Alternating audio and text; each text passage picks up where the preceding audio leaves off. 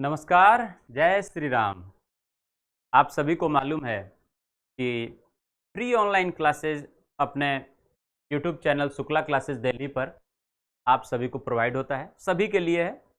और करना सिर्फ आपको इतना है कि आप चैनल को सब्सक्राइब एंड शेयर करें। और जिस भी कोर्स के लिए सिविल में आप अगर यूपीएससी सीसेट के लिए लेना चाहते हैं या यूपीपीएस में सीसेट के लिए लेना चाहते हैं, यूपीपीएससी में भी आप देखिए 100 मार्क्स का एक पेपर सीसेट का होता है। अगर बीपीएससी में प्री में और मेंस में 72 मार्क्स के हैं उसके लिए लेना है। आरपीएससी में प्री में ही 22 क्वेश्चंस आपको पुटअप किए जाते हैं प्री के लेवल पे मैथ एंड रीजनिंग की, या एमपीपीएससी में या जेपीएससी में, इनमें से किसी भी कोर्स के लिए यदि आप तैयारी कर रहे हैं तो मैथ एंड रीजनिंग प्री और मेंस दोनों लेवल पर जिसमें भी जो भी पूछा जाता है उसके लिए आप इस दिए गए नंबर पर कॉल कर सकते हैं और आपको कंप्लीट मैथ एंड रीजनिंग की क्लासेस मिल जाएंगी अपने एप्लीकेशन पे। एप्लीकेशन भी इसी नाम से है, शुक्ला क्लासेस दिल्ली के नाम से। आपको आगे का प्रोसेस समझा दिया जाएगा, ठीक है। और आपको 1 साल के लिए फ्री ऑनलाइन क्लासेस मिलेंगे। तो अपने मित्रों को और साथियों को भी, जिन्हें भी आप बता सकते हैं, उन्हें बताएं जिससे उन्हें भी इसका लाभ मिले, ठीक है।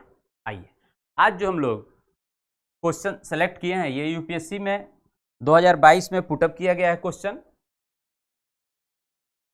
और बहुत साल देखिए तो बहुत ही बेहतरीन क्वेश्चन है। बेहतरीन क्यों है? क्योंकि सामान्यतः हम लोग संख्या के बारे में जितनी बातें पढ़ते हैं, बट प्रश्नों को उस रूप में पूछा जाना जिससे कि आपकी जानकारी और बेहतर हो जाए, ये बेहतरीन है।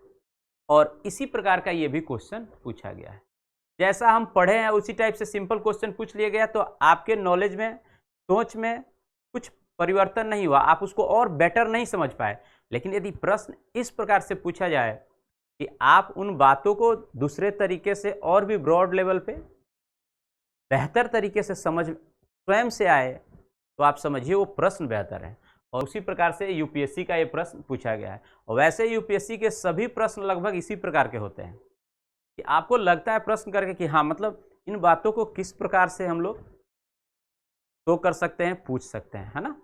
देखिए, इस प्रश्न में दिया गया है, ये संख्या दी गई है, क्या लिखा हुआ है, 0.xy रूप की, मतलब इस प्रकार की कितनी संख्याएं हैं जहां x और y भिन्न शून्येतर अंक है। भिन्न शून्येतर अंक का मतलब क्या हुआ कि x और y शून्य नहीं हो सकते, है ना।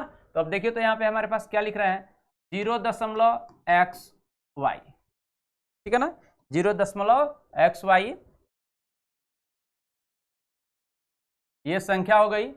और यहाँ पे कहता है कि x और y जो है, x और जो y है, ये दोनों ही भिन्न, देख रहे हैं, x और y भिन्न शून्येतर अंक है। भिन्न शून्येतर अंक है मतलब अलग अलग ये दोनों अंक होंगे, रिपीट नहीं होंगे। ऐसा नहीं कि ये भी 1, ये भी 1, ये भी 2, ये भी 2, ऐसा नहीं, कहता है भिन्न शून्येतर अंक होंगे, शून्येतर अंक। इसका मतलब ये दोनों में कोई भी शून्य नहीं हो सकते, न x इक्वल टू 0 होगा और न ही y इक्वल टू 0 होगा, ओके। और न ही ये रिपीट होंगे, मतलब दोनों सेम भी नहीं हो सकता है, मतलब x is equal to y ये भी नहीं हो सकता है, x not equal to y, ठीक है। तो इतनी बातें आपको इसमें, इस बात में लिखा हुआ है कि x और y भिन्न शून्येतर अंक है। इस प्रकार की कितनी संख्याएं हो सकती हैं, क्लियर है, ये हमें दिया गया है, ठीक है ना। x और y देखिए यहाँ पे रूप की कितनी संख्याएं हो सकती हैं जहां x y भिन्न शून्येतर अंक हैं। क्लियर हो गया प्रश्न।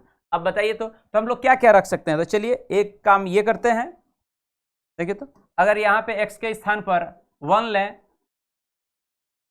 1, तो अब y के स्थान पर क्या ले सकते हैं भाई, 2, 3, 4, 5, 6, 7, 8, 9 तक ले सकते हैं। इसका मतलब 2 से लेकर 9 तक।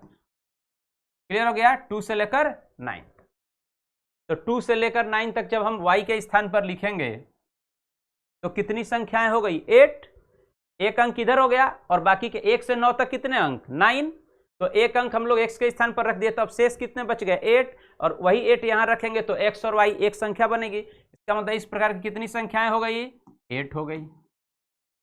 1 2 1 3 1 4 1 5 1 6 1 7 1 8 1 9, टोटल कितनी संख्याएं हुई? 8। तो इसी प्रकार से सभी को लिखना है। अब यहाँ पे अगर हम 2 लिख दें तो अब यहाँ पे क्या हो जाएगा भाई? यहाँ पे 1 हो सकता है, अब 2 तो आ गया यहाँ, तो क्या 1 से लेकर कहाँ तक? 1 से लेकर कहाँ तक? 9 तक। 1 से लेकर 9 तक।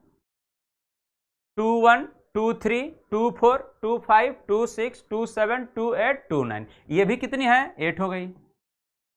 तो इस प्रकार से हम समझ गए कि हर बार कितना बन रहा है? 8 ही संख्या बन रही है। यहाँ पे अगर 3 रखेंगे तो फिर यहाँ पे 1 से लेकर 9 तक, ठीक।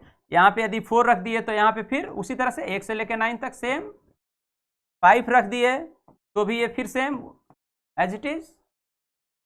6 लिख दिए तो भी ये सेम, फिर उसी प्रकार से।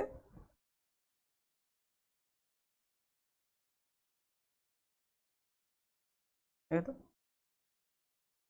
7 रख दिए तो भी, 8 रखे तो भी, और 9 रख दिए तो भी, तब क्या होगा? 1 से लेके 8 तक। समझ गए ना? तो सभी जगह कितनी संख्याएं बन रही है? 8। तो ये टोटल कितने हो गए? 9 पार्ट हो गए, है ना? 1 2 3 4 9 तक, और प्रत्येक में कितने बन रहे हैं? 8। तो मल्टीप्लाई कर दीजिए, 9 × 8 कितना आ गया? 72। अरे ये हमारी कुल संख्याएं हो जाएंगी। तो पहला विकल्प आपका क्या है? सही। तो प्रश्न ऐसे करना है हम लोग को। ये पूरा डिटेल हो गया।